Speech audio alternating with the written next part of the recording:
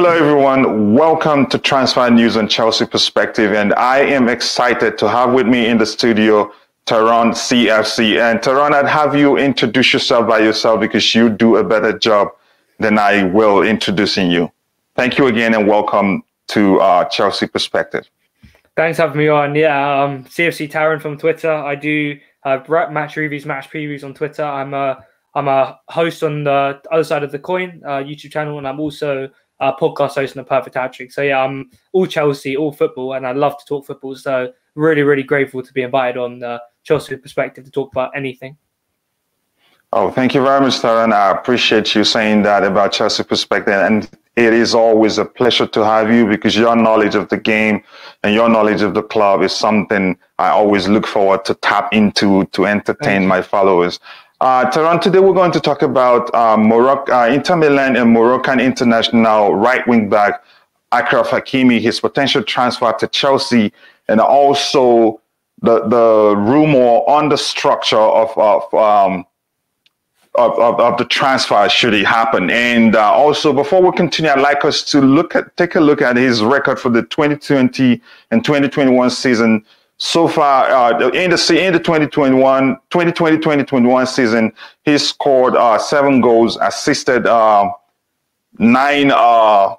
goals, and he played just 34 out of 45 games. He started 34 out of the 45 games that he plays. So you can actually argue that he fits the profile of player that we Chelsea fans would like to see at the club. So what do you have to say about his record in the 2020-2021 season and his profile as overall profile as a player?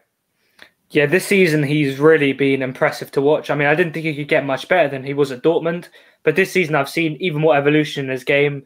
His understanding of different tactics, different changing in mid-game, the start of the game when tactics are usually quite open, then maybe when you're 1-0 up, you drop back into a low 5 at the back. He does that really well. He's transitionally very good. He can pick up the ball, release pressure and drive at players. I really like this player profile, and it's clearly why many journalists, many big personalities rate him as one of the best wing-backs in the world, even at the age of 22.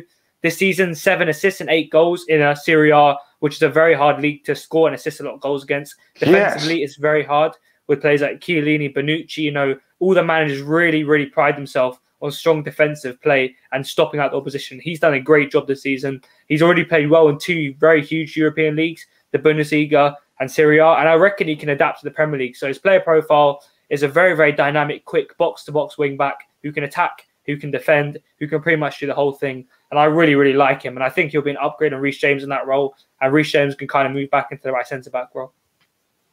Wow, amazing. I mean, at just 22, he's had so much experience in a couple of big-name clubs around the world. So that's not easy. That doesn't come by so much at the age of 22. So I think I'm excited also. And do you think the price tag is worth it? 55 to 60 million pounds? Yeah, I think it will be a little bit more than that, maybe around 60. Yeah, like you said, 60. But also be adding the addition of potentially Emerson, Palmieri, or Christensen as a swap that we know Inter Milan have been interested in Emerson for the last 2-3 years for 17 or 15 million pounds. Maybe if we can include that, Inter will maybe be a bit bargaining for a loan or a permanent deal. Yeah, for me, the investment, people think 80 million for a fullback is incredibly expensive. But in my way, the thinking of it, he's the best of something in the world. The best, not striker, not cam, not CDM, the best of one position in the world. When you think of the best out of the rest, you instantly think high value. And it's not like this guy's 28 like Lukaku, 29. 80 million for Lukaku, I would not have it at this moment in time. But 80 million for a guy who's 22 years of age, who will potentially be a guy who can lift us Premier League titles, Champions Leagues for the next 10 years, I think 80 million is justified. For not many players I say that about, mostly for Kai Havertz, I agreed with, because I know this guy's going to be a tank for us for the next 10 years. For me, it's an investment for their future. It's not like we're spending 80 million for, 1 season of a Premier League win, 1 season of a FA Cup win. We're investing in multiple wins of different trophies. So for me, it's justified. Definitely not 80 million euros, maybe 60 million plus Emerson, who is a player we're not really going to use anyway. He's a fringe player. He's not really on the books anymore under Thomas Tuchel. And the thing about Hakimi is Thomas Tuchel is going to evolve him even more. He's worked under Conte. He's worked under Lucien Favre. and Tuchel can really make him worth this price tag even more. So if Tuchel wants him, we back him. He's a Champions League winning manager. Yeah. I think he deserves to. He deserves to be backed to get whatever player he feels like if added to the team will make the team an even better winning machine. Let's move into the structure of the rumored structure of the deal that Chelsea, the powers that be at Chelsea, are willing to add player plus cash to secure the signature of the player, and the players being named included Emerson, Palmieri, and Andreas, Christensen. For Emerson, Palmieri, I don't really care that much whether he's included or not included in the deal. But for Andreas Christensen, I don't think there's substance to that rumor that he's going to be part of the deal. Already, there's been also a follow-up rumor that he's not Chelsea. Haven't even considered adding Andreas Christensen to the deal. What do you think about that rumor? Yeah, I think the Christensen thing's a bit naive. I think it's just a rumor going around. There's not been many official journalists coming out. I don't think the board have been willing to get rid of Christensen, even when he was playing bad last season. The board always believed in his ball-playing capabilities for a centre-back. Obviously, John Terry has dubbed him as a replacement for him when he left. So, yeah, I know the club highly rate him. Thomas Tuchel rated him. Lampard rated him. A lot of different managers have rated, even maybe not Maurizio Sarri, but the board do rate Christensen. I think that rumor is a bit false. But Emerson, I think, will definitely be one player that we're looking to ship out. If he's included in a deal to get one of the best fullbacks in Europe, I know he's not been playing much for us recently. I think there's definitely substance to that 100%. It's just whether there is rumors that Inter just want cash only. I think if we do offer a player who they're very interested in, that kind of cash only thing goes out the window, in my opinion. If we can include a player who they like and also extra cash to help them get out of this financial kind of problem they're in, then I think it's perfect for Inter Milan if you think about it. Say if we wanted, I don't know, if we were really broke at the minute, we needed Erling Haaland. If Dortmund were including Erling Haaland in a deal plus cash for something, then I'm sure we would accept it straight away. If you think about it from a logical standpoint, then it looks like it's the perfect offer, in my opinion, to swap Emerson plus cash for Hakimi. And the truth is, it doesn't make sense to the rumor that Chelsea are willing to add Andreas Christensen to the deal to the offer to Inter Milan to get secure the player signature. It does not make sense at all. And also, given his performance in the UEFA Champions League final when he came on for Thiago Silva, who got injured, he was immaculate in that game. He didn't put a foot wrong, and he played 60 minutes plus. And that's not easy. And usually when he starts games or when he replaces somebody, you're concerned that he's going to make one mistake or the other, but he didn't. And overall, under Thomas Tuchel, you can argue that he's been brilliant and he's improved his game. And he's the closest thing that to Thiago Silva at the club at the moment. So should he leave and then we have a problem replacing Thiago Silva? But if he stays and plays at least one more year with Thiago Silva, he will be ready to take up that Thiago Silva's mantle, and he can execute it quite well because he's very good on the ball and he can read the game very well, and he has pace too. And coming to other clubs that are interested in signing Achraf Hakimi, PSG has been rumored to be interested in the player also. There are some outlets that are saying they already had a bid in before Chelsea countered bid. Is that true? Yeah, I've been hearing a lot of reports saying that from Fabrizio Romano, from Gianluca Di Marzio, from Athletic, saying Chelsea have matched PSG's offer, which means PSG have put an offer, whether it was a week ago, whether it was a month ago, they're interested in Hakimi. And they're the only club right now. Arsenal was said to be interested before, but I don't think that's very possible. Hector Bellerin is seen as a player who Arsenal want to get rid of.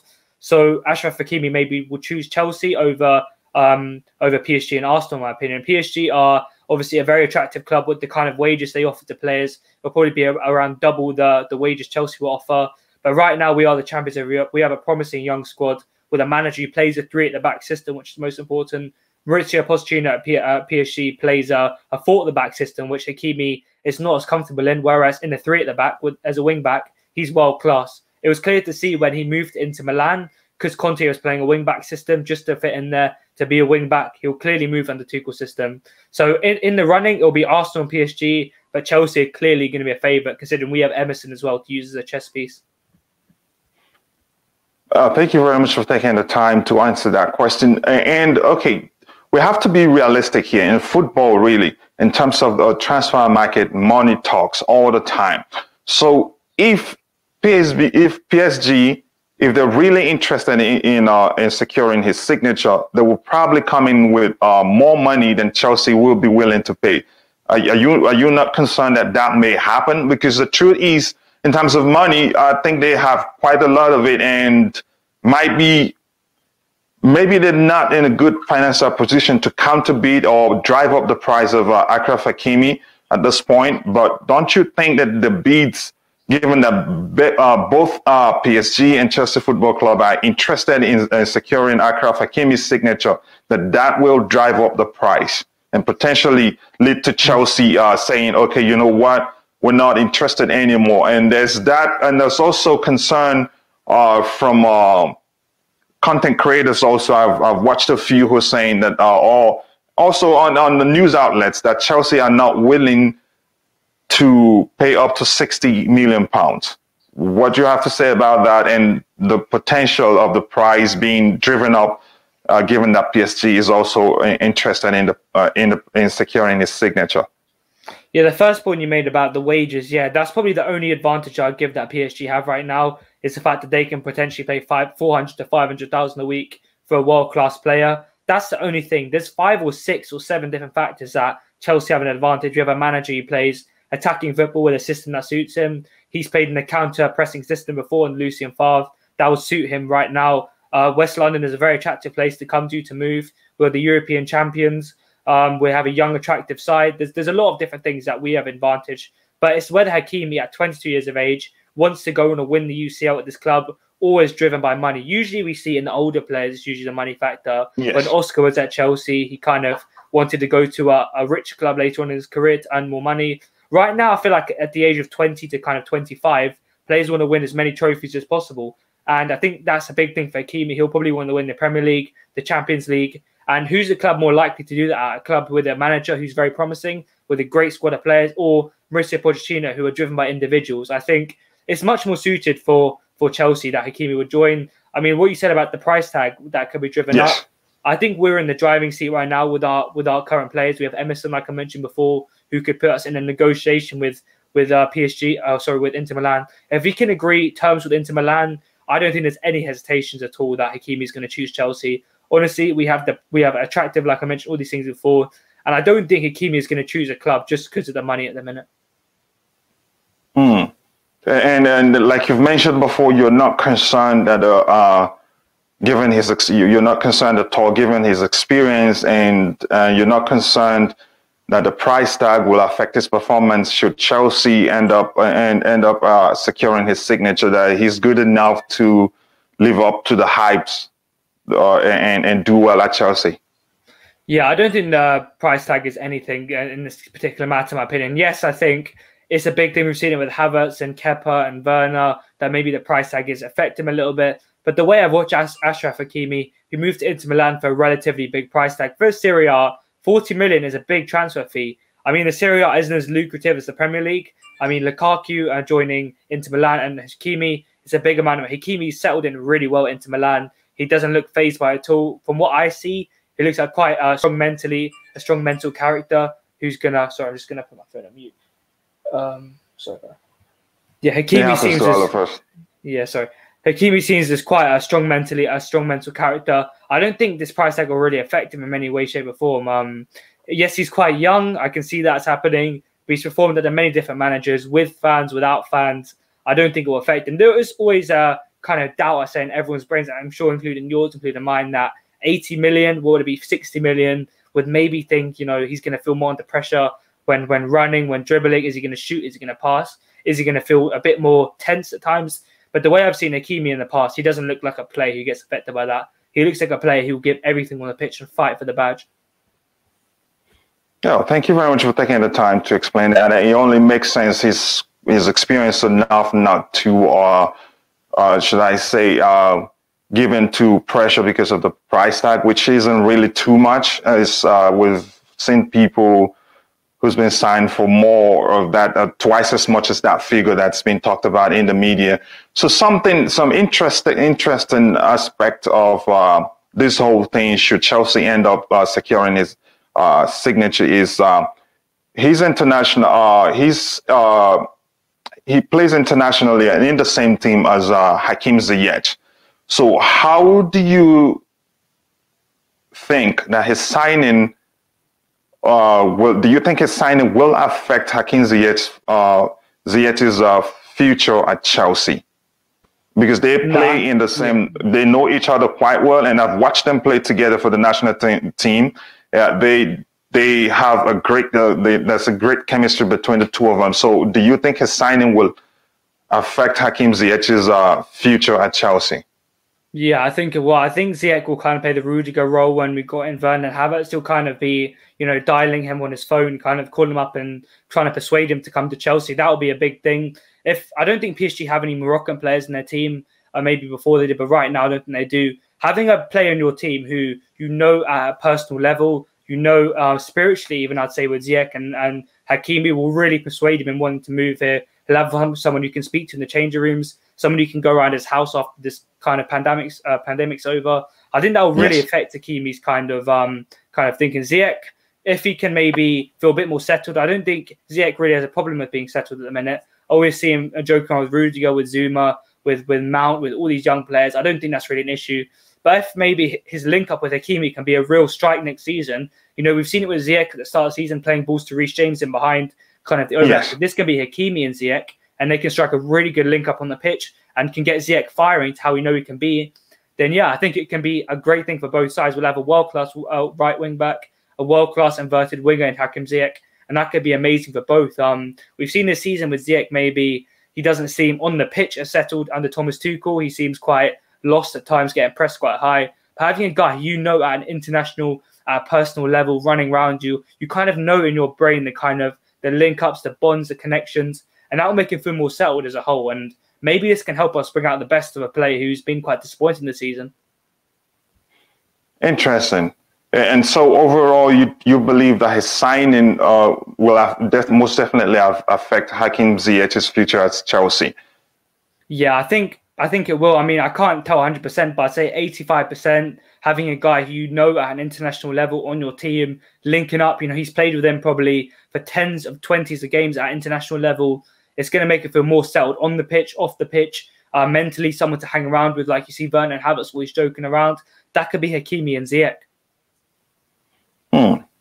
Thank you very much for taking the time to answer that. And it makes perfect sense that their relationship on the international level could help both men settle in well at Chelsea. And that's good to know. And who knows, that may be one of the reasons why the club wants him in, to help Hakim Ziyech settle in very well at the club. He's starting to look settled at this point, but that will help that accelerate even further. Taron, thank you again for finding the time to be on my channel to help me deliver the presentation of the transfer news to my followers, and I sincerely do appreciate that. And again, like I told you before, I will always look to get you on the show, on the channel, to tap into your knowledge of the team and also the game. I appreciate you finding time to be here, and I will make sure to leave your information in the description section and also in the comment section so that people will go and check out your podcast. And you said you have something coming up soon. Could you please tell the viewers about it? Yeah, thank you for having me on, Coachila. I mean, you don't need to thank me. It's a pleasure for me. Honestly, I should be thanking you for this great presentation, great questions, great everything on the channel. I always love to be on. But yeah, thank you very much. No worries. In regards to my announcement, anyone listening, I kind of did a video. Check my Twitter. It's on my pinned at CFCTaron as it's ready. We do a special series for the next month on Football Twitter and on my podcast on Apple, Spotify, Google, all the different podcast sites. Where me and my co-host Arvin will be doing a special podcast.